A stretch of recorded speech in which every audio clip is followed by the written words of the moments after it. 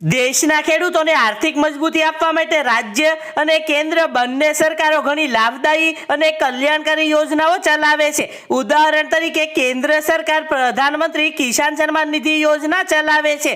આ યોજના હેઠળ પાત્ર ખેડૂતોને વાર્ષિક 6,000 રૂપિયા આપવામાં આવે છે। દર 4 મહિને આ રૂપિયા 2,000 રૂપિયાના 3 સમાન હપ્તામાં આપવામાં આવે છે।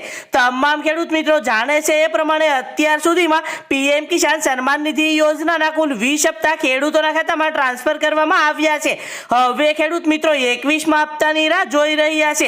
તો 2,000 રૂપિયાનો 21મો હપ્તો કઈ તારીખથી ખેડૂતોના ખાતામાં જમા થશે, 21મા હપ્તાનો લાભ લેવા માટે ખેડૂતોએ શું કરવું પડશે, 21મા હપ્તા પહેલા સરકાર તરફથી શું મોટી જાહેરાત કરવામાં આવી છે, સંપૂર્ણ માહિતી આજના વિડીયોમાં આપને જણાવીશ। દરેક માહિતી જોઈએ પહેલા જે પણ ખેડૂત મિત્રો આપણી YouTube ચેનલમાં નવા છે તેવા ખેડૂત મિત્રોને ખાસ વિનંતી કે ચેનલને સબસ્ક્રાઇબ કરી લે, જેથી કરીને ખેડૂત ઉપયોગી માહિતી સૌથી પહેલા તમને આ ચેનલના માધ્યમથી મળતી રહે।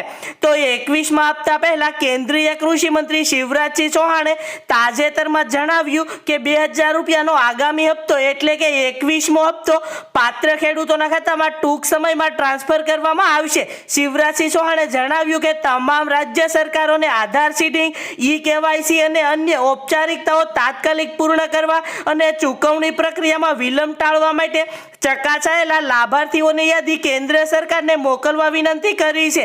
એટલે કે 21મા હપ્તાનો લાભ ફક્ત તેવા ખેડૂત મિત્રોને જ મળશે જેમણે ઈ-કેવાયસી, આધાર સીડિંગ એટલે કે બેંક એકાઉન્ટ સાથે આધાર કાર્ડ લિંક કરાવેલું છે અને પોતાના જમીનના રેકોર્ડની ચકાસણી કરાવી છે। જે પણ ખેડૂત મિત્રોએ આ પ્રક્રિયા એટલે કે આધાર સીડિંગ, ઈ-કેવાયસી ને પોતાના જમીનના રેકોર્ડની ચકાસણી નથી કરાવી તેવા ખેડૂત મિત્રોને 21મા હપ્તાના 2,000 રૂપિયાનો લાભ આપવામાં નહીં આવે।